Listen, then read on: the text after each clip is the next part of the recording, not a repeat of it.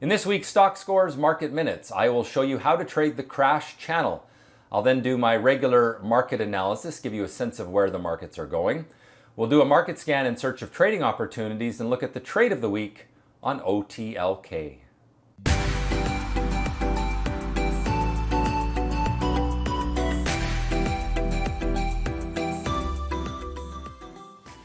So how do you trade the crash channel? What is the crash channel? Well, we've had some market weakness recently, and in that market weakness, it's actually been this predictable cycle of up and down movements inside of a price channel. Price channels are quite predictive. You want to sell the market at the top of the channel and buy the market at the bottom of the channel. Strength and weakness, they tend to come in waves, and that's what we've seen recently, and those waves are pretty predictable and tradable. Essentially what you're doing is buying fear and selling greed. It's very easy to say, but it's much harder to do.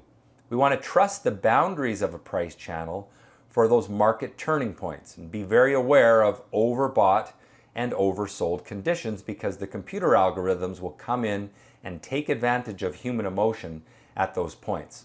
So let me show you how this all works in an actual chart. So this is the S&P 500 chart, 30-day, 30-minute chart.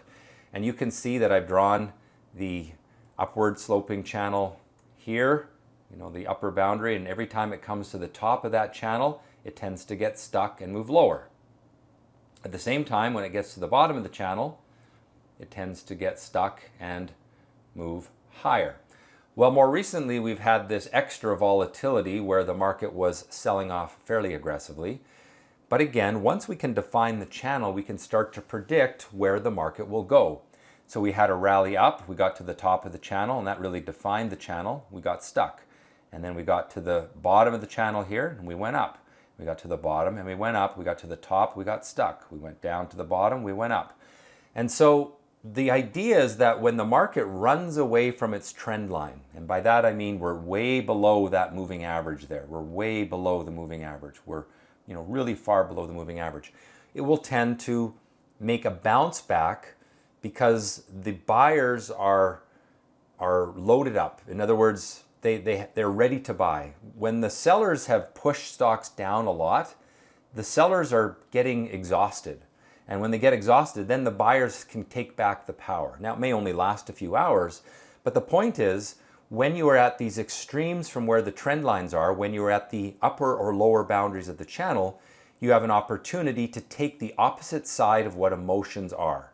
And so think about, how would you feel when the market's down 500 points on the open, and most likely you're going to feel the panic. You're going to want to sell if you're a nervous holder. Well, that's what cleanses out the selling pressure, and that's what allows the buyers to come back and push stocks up. Again here, market down really significantly from where it had closed the previous day. That on a percentage basis was huge, but again, it exhausts the sellers because of this desperation, panic selling here. Then the sellers are gone, and now the buyers can take back control and push the market up. And so that's how you want to treat these up and down waves inside these price channels, whether it's an individual stock or in this case the overall market. When you have that emotional volatility, you need to trade the crash cycle in just that way. All right, let's get into this week's market analysis, starting off with the US markets. And this is, of course, the same chart that we were looking at just a moment ago. Now I can draw this trend line like that, or I can take this upper boundary and draw a parallel line, which would look like this.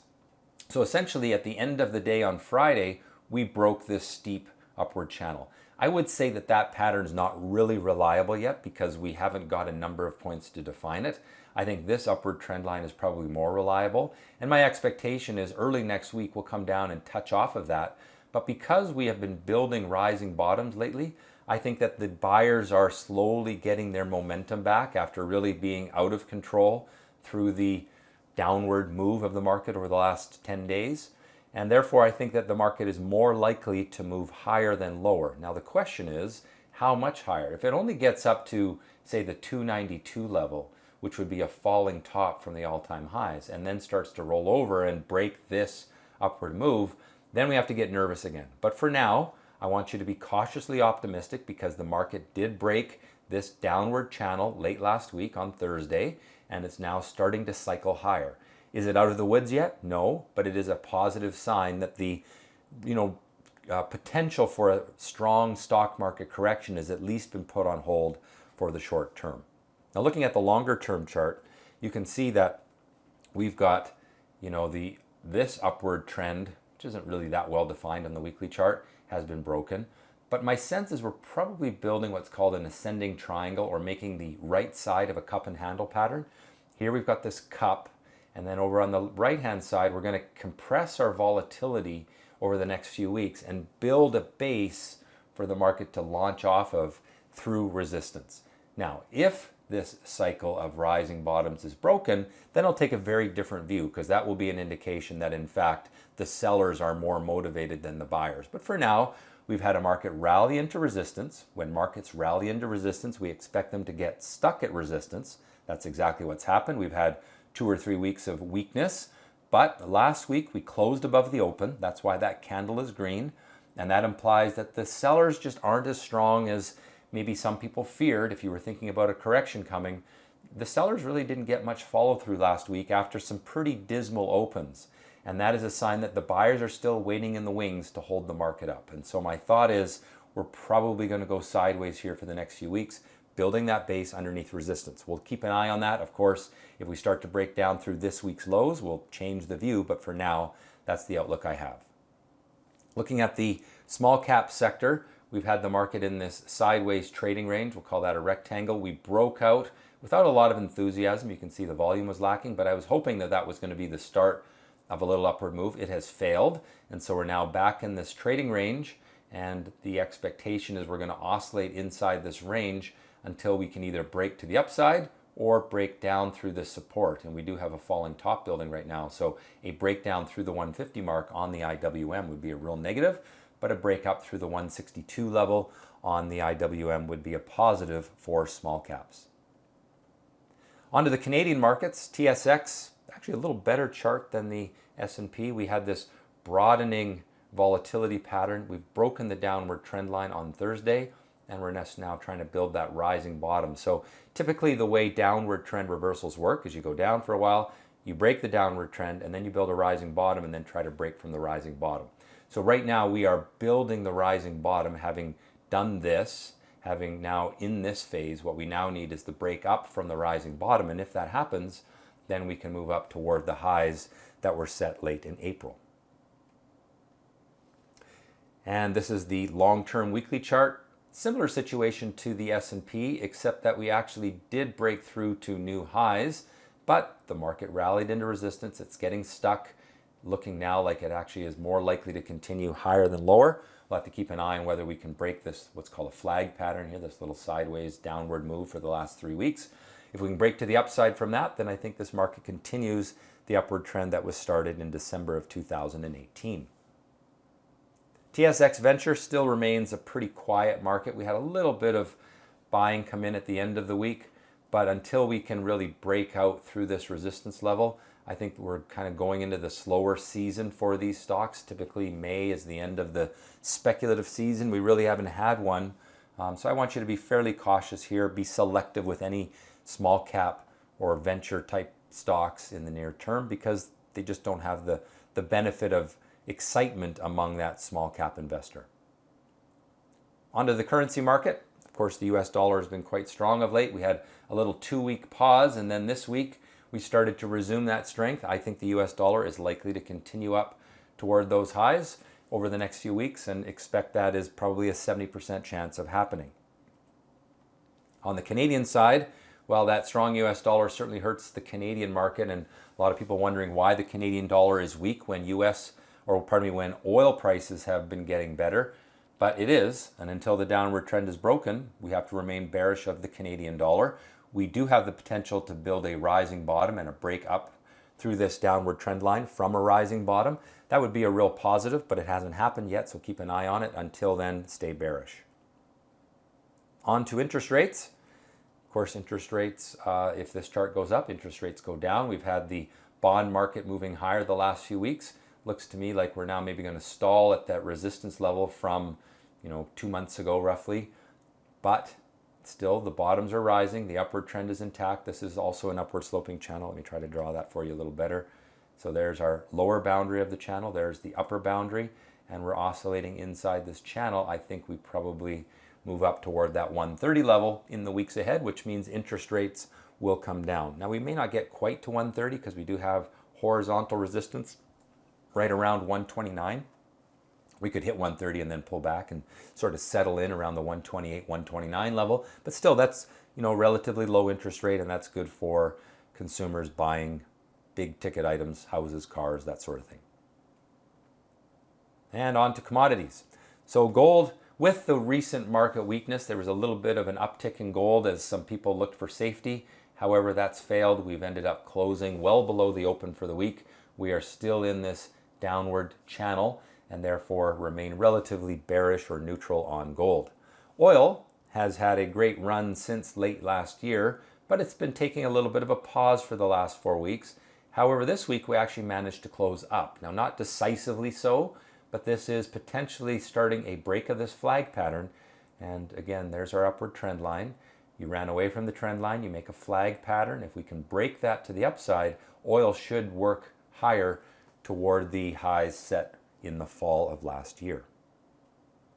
And finally, the fear chart. Of course, the VXX is often called the fear index, and we had that spike in fear, but it's starting to dissipate. It's still not gone. I think there's still some nervousness among investors, and I certainly wouldn't want anyone to get complacent or not take their eyes off the market, because there is some risks for more downside, but there is a pullback in fear in the last few days, and that is encouraging if you are bullish on stocks. So my outlook then, neutral on both time frames for the US and Canadian markets. I think we're going through a phase of building a base for perhaps the next leg up in the market. Gold, bearish long-term, neutral short-term, and oil, neutral on both time frames. Selling pressure in stocks has been unable to gather that strong momentum to the downside, and that indicates to me that investors are still relatively optimistic and willing to buy weakness. Now, volatility likely to continue in the near term because there is that nervousness, and so traders should remain cautious. Gold buyers were really unable to find traction last week, and so I remain bearish on gold, while oil is stabilizing and we could see it resume its upward trend. Fear is a relatively minor factor, but it is still a factor and something we need to keep an eye on. All right, let's do our stocks to watch segment. In this segment, I like to do a market scan on the Stock Scores website. And this week, we're going to run the Stock Scores Simple Weekly on the US market. Now, in advance, I've set my default chart time frame to a weekly 3-year chart. And so I've run the scan. I have 173 stocks to look at. We're not going to look at them all. We'll look at maybe 20. I'm going to click on slideshow and go. And now I can look through these charts one at a time, looking for good patterns. So this is TK Tankers, which is a shipping stock, and we've seen pretty good strength in the shippers of late. There's been a number of good movers in the shipping segment. This one I think is playing a little bit of catch up, but it is catching up. It has broken the downward trend a few weeks ago. It showed a little bit more life last week. I think this is a pretty speculative trade. These stocks are tend to have a lot of games that get played with them, but they also attract a lot of traders. So if you have more of a short-term slant, I think this is one to trade the volatility on because it looks like it's got some things going on. Ballard Power. This is a stock I've been watching for a while, and what I like here is that it's broken the downward trend line from a rising bottom. We talked about that with the other market analysis that I did this week, but there you see that break. The volume is starting to come in. I think the stock is beginning its turnaround after being pretty lousy for the last year and a half, couple years. I think we probably see BLDP move higher in the months ahead. We just can cycle through charts looking for good patterns. Something like this, I don't really love it because, yes, there was a breakout 2 weeks ago, but it's coming into this resistance level, and so that limits its upside. And as I go through these charts, there's very specific things that I look for in terms of chart patterns. Now, those are things that I can teach you to look for as well. They're covered in the Education Center on StockScores.com. You can go to the Stock Scores website and do some searching around under trader training. There's lots of options there to take a look at. You can learn more about the different options we have for teaching my approach to the market. All right, let's take a look at this stock. This looks actually pretty good. So we've got optimism building. We know that because there are rising bottoms. We had some resistance here at 8.5, and we broke through that this week. So that's a pretty good sign. Now the negative is that we've got resistance here and that's going to limit its upside. It may only stall there briefly, but still it is a sort of a negative aspect of this chart. So I would give this one a 6 out of 10. Incidentally, I would have given BLDP, Ballard Power, a 7, and TK Tankers a 6 as well. And so as I go through these, I'll just do a few more and then we'll stop and move on to the trade of the week. But I'm looking for essentially breaks from predictive chart patterns. And I've got maybe a dozen patterns that I look for. They really all are based on 6 simple things: optimism, pessimism, price volatility, abnormal activity, support, and resistance. If you can understand those 6 things really well, you can read chart patterns pretty easily. So there is a break through some resistance. We recently broke the downward trend right there. We built the rising bottom, and now we're breaking from the rising bottom. That's another pretty good looking chart. I would give this a 7 out of 10 as well. All right, let's move on to the trade of the week. And this was a stock that actually was traded on both Thursday and Friday by myself. It is OTLK, and I have no idea what they do. Don't really care. What I liked is the abnormal activity in the stock. Now, it was very abnormal on Thursday, and normally I'm not too enthusiastic about trading this stock on the day after it comes alive with abnormal activity. However, the difference with OTLK is that the volume on Friday was actually quite a bit higher than the abnormal volume on Thursday. In other words, there was a bigger crowd attracted to the stock. So I bought it right here on the open. I bought some more when it made another little break from a flag pattern. But let's not use the scale-ins. Let's just take this simple early morning trade right at 9:32. For $100 of risk on the trade would require 760 shares, which is $1,429. Most brokers will not let you margin a stock under $3, so we're not going to use margin on this, and therefore it required the full $14.29. Now the stock fell off at the end of the day and ended up closing at 2RR, which was a $200 gain on the $1,400 invested, which represented a 14% return on the capital. With that said, because it was the second day of the run, I really danced close to the exit door on this one, and I ended up selling right up here when the market started to break down from this little falling top. In other words, I was a little trigger happy. I wouldn't normally do that, but because the stock was on that second day of the run, I did do that and ended up getting out with a nice profit. Because remember, I entered twice. The first one was making about 4.5 RR, and the second entry was making about 2. So now that's a 6.5 RR on a trade where there was about $2,800 of capital, because we had 2 entries, assuming it was $100 of risk, and therefore you've got a $650 profit on $2,800 of capital risked. All right, well, that has been the Stock Scores Market Minutes for May 20th, 2019. Hope that you've enjoyed it. If so, click on the like button, subscribe to the channel, and most importantly, next week, trade well.